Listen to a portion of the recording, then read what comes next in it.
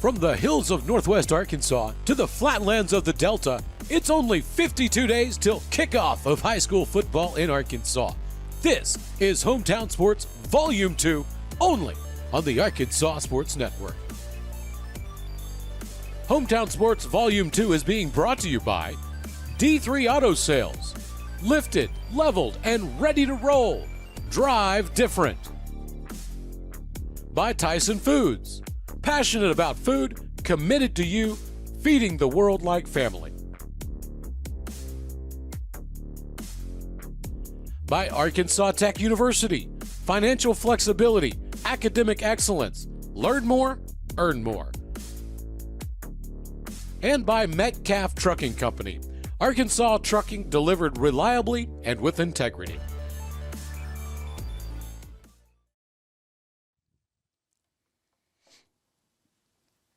And we're back here from Baptist Prep High School. We are live here with myself, Carson Ward, Randy Pickrell, and Mr. Brad Bolding, the head football coach, the new head football coach over at North Little Rock High School, second stint.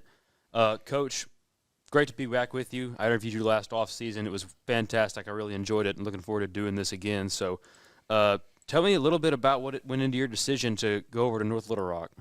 Yeah, so, you know, after you win 3, people kind of knock on your doors a little bit, and we've stayed in North Little Rock this whole time. My kids ended up graduating from there. I've got a son that's going to be an 8th grader. I mean, that kind of played into it. And, you know, I'm making more money.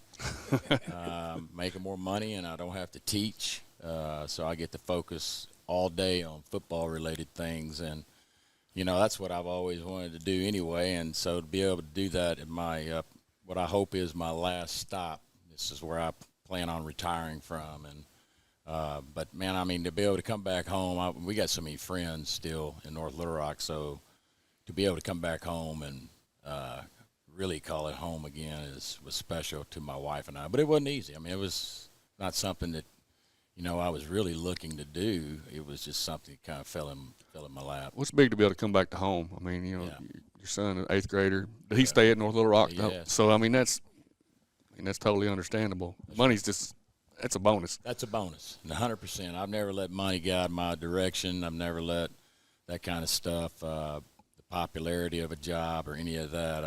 I look at the, you know, is it a job that has an opportunity to put my stamp on it, you know, of what I like to do and what I like to try to accomplish. And this is a program, I mean, it's an elite program. It was it has been for a while, but, you know, the last couple of years they've kind of took it on the chin. So that's something that we've tried to build on in off season. But I knew going in that their athletes are walking the halls. I mean, I think they had 47 on their team. Last year we have 97 now and like 50 ninth graders. So our numbers are way up. We have, I think, 100 7th and 8th graders. So those numbers are way up. So it's really an exciting time there. And then we passed that big millage just recently. We're fixing to build it's going to be it's going to be unlike any high school in the state of Arkansas as far as an indoor goes. It's going to be Texas standard.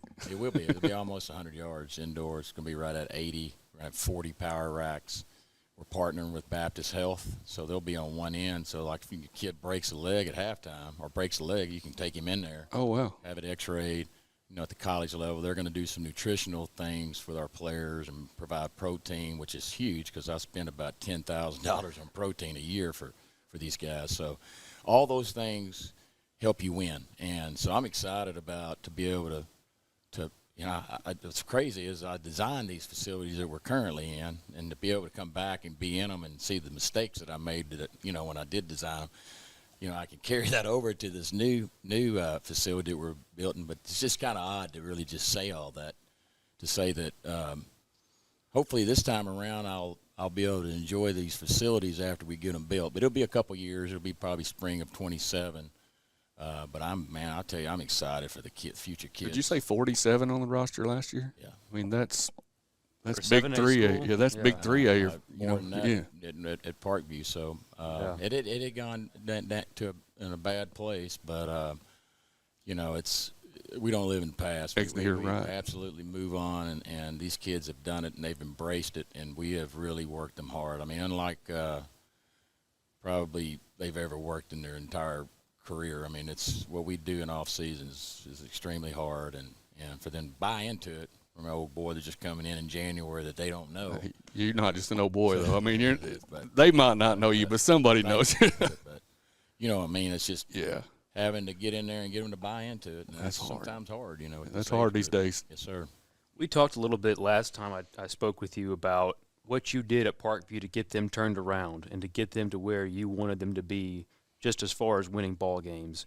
And that's just winning games. That's, you know, a culture can be a whole different thing. So tell me a little bit about what you're doing right now at North Little Rock to get that program turned around, because you talked about it a little bit. They were a really, really prestigious program for a long time. They have top-tier facilities. I went there last off-season as well, and so you've got some good things to work with there. So tell me a little bit about what you guys are doing to take steps every day to turn that around. Yeah, well, I think the biggest part of that is done in the off season, starting in January, sometimes sooner.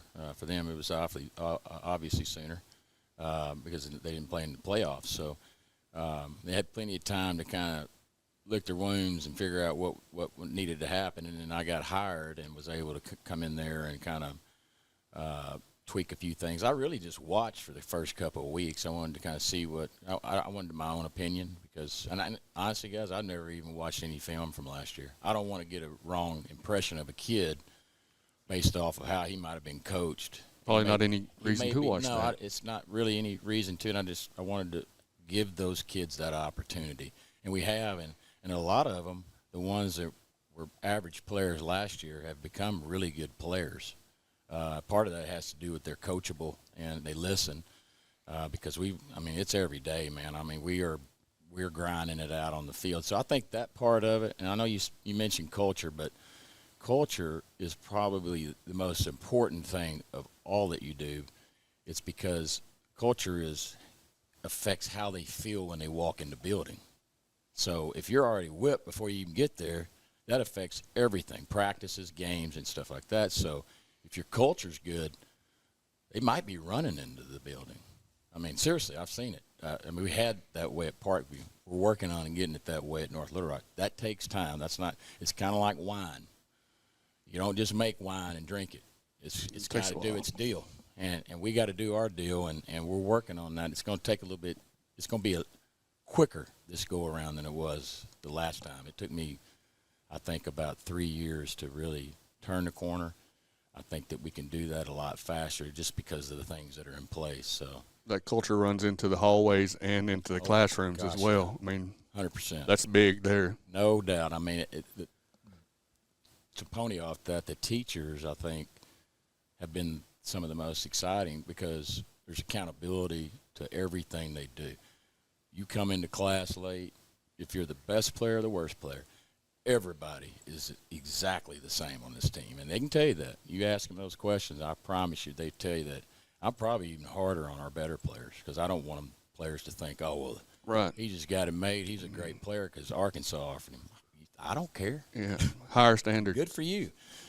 We're going to work. So standards definitely are huge for us, and we set the bars high. It gets harder and harder to raise those the more you win. You know, we ran into that at Parkview.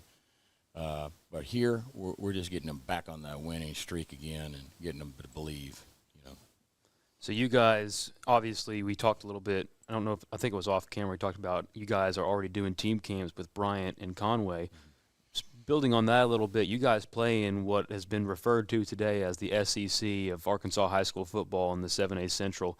So just talk to me a little bit about your schedule, your non-conference. I'm not sure if you had anything to do with the non-conference schedule this year or not, but just tell me about what you're looking at in your non-conference games, and then moving into conference, how you feel about playing such talented teams. Yeah, so this year we got Rogers. We go up there. We got Benton and Catholic. Tried to keep the Catholic thing going, but they didn't want to do it. So I didn't have anything to do with this particular schedule. But the next year it changes a little bit. We're going to keep Rogers and Benton, and then we're picking up Parkview. So we have to start that crap back over again with the bowling bowl and all that stuff. But anyway, hopefully it'll be more about the kids than about me and my brother playing. So, but that's kind of where we're at. We're going to Rogers, and they're good. I mean, it's a good football team. They've done a really good job. I coached there before the split. I was there for 4 years, and so I know the kids up there, and I know a couple of the coaches that that are there that were there when I was coaching, and they do a great job. So I mean, we come out of the gate, we're going to find out where our weaknesses, and that's what I really like to do in non-conference. And if you've followed us at all, that I like to play tough football teams because they're going to expose what your weaknesses are. And Melissa last year, when I was at the last school, they didn't expose. Bryant did. So we went through 2 games before we realized we kind of had an idea, but there were some few positions that we had to tweak based off of playing somebody that was really, really good. And, good coaches expose those things, and once we fixed them, we didn't lose another game. As a matter of fact, most of the games were over at halftime. I'm not saying that arrogantly at all, but saying that just as a bragging on the players for buying in. Well, that helps you get those players that wouldn't get to play otherwise some playing time. I mean, they're good in practice. I mean, it's no fun just to stand on the sideline. That's right. They want to play too. That's right. 2s and 3s in the second half was a beautiful thing. When you're resting your starters, nobody's getting hurt. That's right. Especially when you get toward the playoffs. Exactly. Coming into this season, being a first-year coach on a team that didn't win many games last season. Did they win any games? No, they didn't win any games last season. So this is going to have to be a complete and total turnaround. So I'm curious what your expectation is for this team just for this season. Yeah, it's a good question. I always have a high standard of expectation. I think when you ask these kids that, they can probably elaborate on it pretty well. I think for me coming in, it is, I'm still kind of shocked, to be quite honest with you, that they went 0-10. Just I was blown away by that just because I was here for 8 years and I know the type of players they're dealing with. So once you get past all that, you kind of start breaking it down and things, you start realizing that it was just a really bad culture. So that's been my main focus. I know I'm kind of beating a dead horse here. I feel like I'm saying the same thing over again, but, I mean, really for us, that's the main thing we've worked on is that culture aspect. And then, when you're playing, back to kind of your question about the 3 teams and the non-conference schedule, I want to play tough teams, and so I've tried to keep Rogers on the schedule and Benton this next cycle, and obviously picked up Parkview because those teams. And sometimes, I picked this up from Lunny Sr. whenever I was a defensive coach and coaching against him. He used to sometimes he'd be 0-3 and he'd win a state championship, like going into his conference play. But he didn't play anyone else that was even remotely close to those 3 teams. So there is a lot of value in picking up somebody that is really, really good and playing it, because then you start getting a little bit, when your players are pretty, when you get your culture right and your team's pretty good, those end up being really fun. That Texas trip last year was a blast. It was fun to go into a stadium that's $65 million and it's packed, it's full of people, and that's a different world down there, right? Different world, and we're going to get that here. That's kind of what we're working toward, though. Hopefully I answered your question. I feel like I was kind of jumping No, that's around. great. That's great. Coach, that's all the questions I got for you. We're running a little bit short on time, but go ahead and, if you will, introduce the 2 players you brought with you today. Davion Withers and Zeke Lewis. Okay. Zeke is a running back for us, plays linebacker. I coach running backs. I told Zeke I would have loved to have coached him for 3 years because someone's going to get a diamond in the rough. I think he's a SEC caliber running back with time. I mean, and Withers is a playmaker on both sides of the ball. We got to get him in really, really good shape so he doesn't have to come off the field, because when he's in good shape and doesn't have to come off the field, we're a better football team. So, all right, go ahead and pass it off to them. Yeah, you got the funny line of the day with the I got more money. you walked in. You have a doppelganger. Y'all favor quite a bit. He's All right, gentlemen, good to have y'all here today. So we have Zeke here, and remind me of your name again. Davian. Davian. Okay. So Davian and Zeke. I'll start with you, Davian. What has it been like playing under Coach Bolding this offseason? It been pretty cool. It was really tough. He was really on us, for real, making us better. And Zeke, how's your experience been playing for him? Tough somewhere in going through the summer, but it's been good. So you guys have obviously, you guys have been in North Little Rock for a little bit now, right? So Yes, you sir. guys are now getting to see the changes that can be made from one coach to another. Tell me just a little bit about how maybe the practices have changed since Coach Bolding got there. More discipline. Yeah, More discipline. discipline. Faster somewhere. Everybody gets to play. Yeah.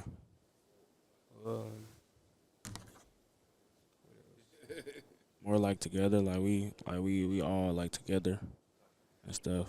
And like when we break up, it's a split second, but then we get right back together. Yeah. Talk to me a little bit about your schedule this year. You guys obviously play in what I think is the hardest conference in the state. So tell me, are there any games on your schedule this year that you guys are really looking forward to, maybe a rivalry or just a team that you guys are really looking forward to get another shot at? Central. Yeah. And Catholic. Catholic. Yeah.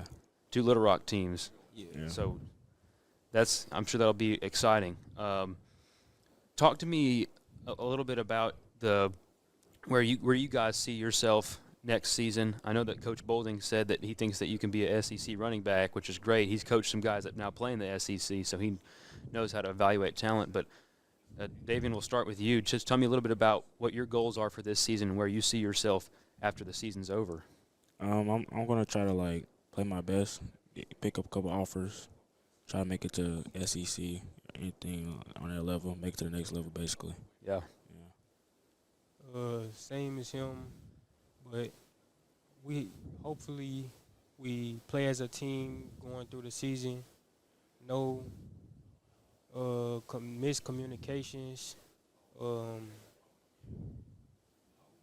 Just playing together as a team way better than last year, and just getting more wins. Yeah. Tell me about what you guys think that your goals are as a team this season, just as far as what you guys would consider a successful season at North Little Rock. A winning record for starters. Getting those wins back that we named the Central, the Catholic. Just in general, just winning. Yeah. Better season.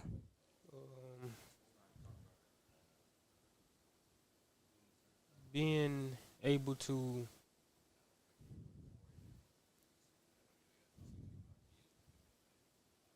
be more disciplined on the field while coaches trying to